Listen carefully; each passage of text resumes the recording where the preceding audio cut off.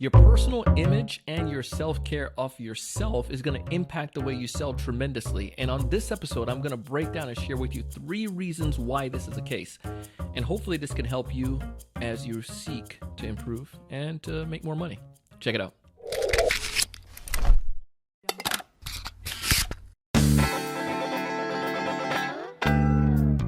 Hey everyone, welcome to another great episode of the Sales Evangelist podcast.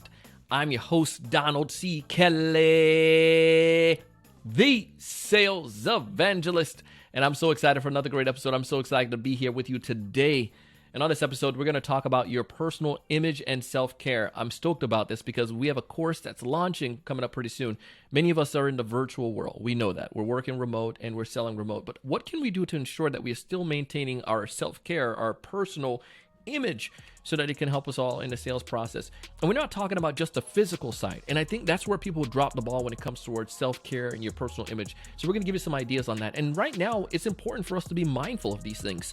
Sometimes we neglect the emotional and the mental side for the things that we can totally see, like the physical things, or maybe the number of leads or the appointments we have. But those other pieces are important towards us performing well as a sales professional, but also as a human being. And we're pumped about that. Your individual identity of who you are is critical to your role. So check out that. You can find more information if you're interested in that course. You can check out the link in the show notes to kind of get some more details as we're prepping and preparing for that. So the first one is your attitude and confidence. Some of you may show up to a meeting, and one of the biggest things that can help you to be more effective in your meeting is by having confidence in what you're talking about. So I get it. You may not necessarily know a lot about the client's industry, and you may not know a lot about, everything that you need to know about that individual, but you can know the basics enough, right? If you can understand the role of that person. So if you meet with IT directors, it behooves you to understand what are some of the common challenges that IT directors are facing. It would be also beneficial to understand some information about that company and what they are doing. You don't need to know everything about their founders' dogs and the day that they were founded in 1972. Like, none of that is as critical as understanding how the company makes money, challenges that they're facing, and then what you can potentially do to help them. You can even find some relevant information. Like, my team, BDR, was meeting with a company. We were doing an appointment, and he set up this appointment, and he came in with some of the research. And one of the things that he came in prepared with was that they had a Series C funding. And that was really cool because we understand where they are with their finances. Also, it was able to enable us to have discussions around that. So when we had that meeting, and I had my prep notes, he had some stuff that he shared with me. Think about how confident we were now in that. And that's where that attitude and that confidence come from. Now, how do you think that felt to that prospect when they depicted and saw that we came with some, prepared, and we understood them, we understood their challenges? It made for a much better dialogue, a much better discussion. And this is the same confidence that I want you to have. And then the other part to that too is your attitude. Like, you can show up to a meeting with an attitude of curiosity and of excitement. If you can do that every single time, the people on the other side are going to feel that you're there to hear them and that you're actually showing up to this meeting. Go back to the story I told you at the top of the episode, how this guy show up with his wet hair and, looking like he just got out of the shower and was not prepared and so forth. How do you feel that depicted to an executive who usually is at a meeting early, who usually has an agenda, who usually wants to get things done quickly so they can move on to the next thing? Like, think about that type of image that was portrayed. The executive of this major brand is like saying, well, these people are just like rag dolls, man. They're not coming to this meeting with this in preparation that I did. So why should I even consider giving them my business? You know what I mean?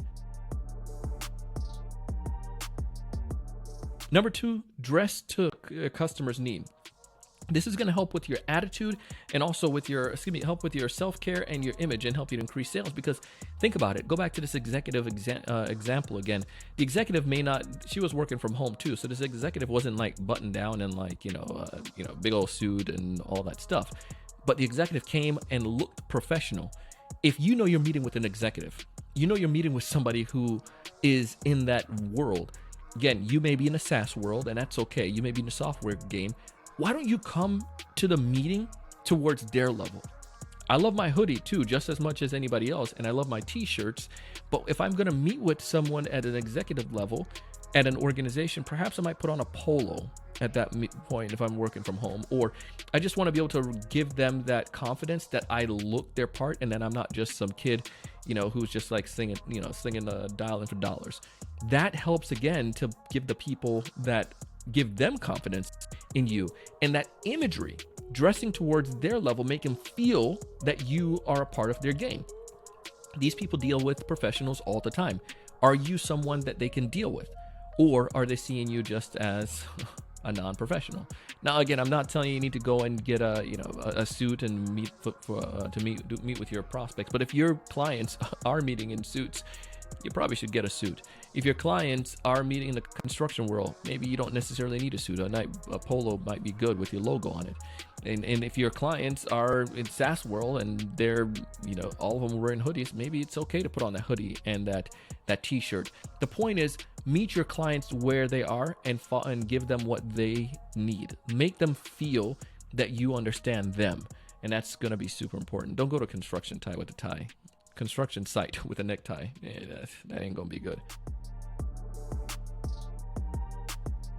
The last thing I want to talk about is a personal brand, and how this is going to help you as well. Your personal brand is critical. And what I mean by that is that who you are on social media. It's not necessarily your physical look. It's not necessarily like, even like the content you share, but it's the way you show up online. It's the way you project yourself. That's going to be your personal brand. And you're going to take that with you, because now more than ever, we know about the great resignation and people going to different sales positions and people leaving different jobs, and, the looming idea of a recession. Like, there are different challenges that may cause people to move to different companies. But can you make sure your image or your brand is transferable? Is that something that you can take with you to go somewhere else? So if I'm on LinkedIn, do I share relevant content? And then how do I depict myself? Am I, jovial? Am I, serious?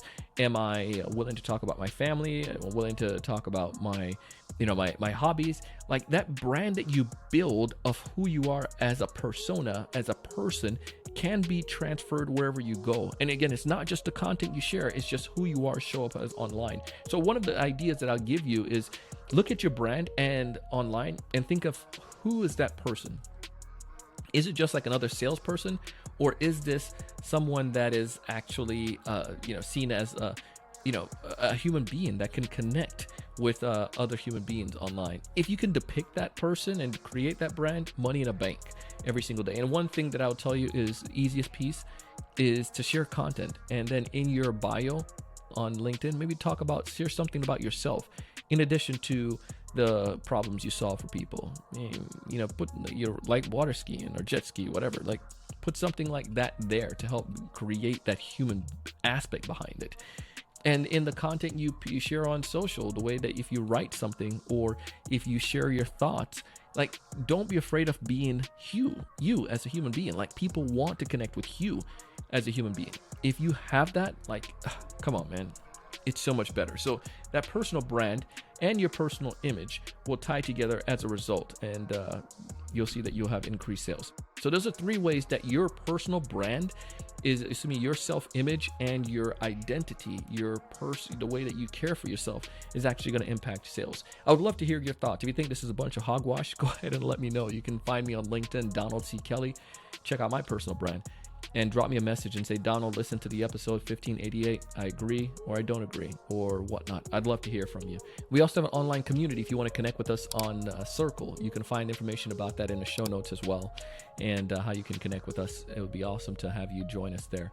And you know what? Finally, I want you to just improve. I share these episodes. I share content. I tell you about the sponsors that we have for these podcasts, because all of these people are things and products are things that I believe in that could help you as a seller, and I want you to try it. And I share the content which we do because I want you to improve. I've been in your position. I know the challenges, and I want to help you to thrive. I want you to find more of your ideal customers. I want you to know what to say when you reach out to them. I want you to close more deals.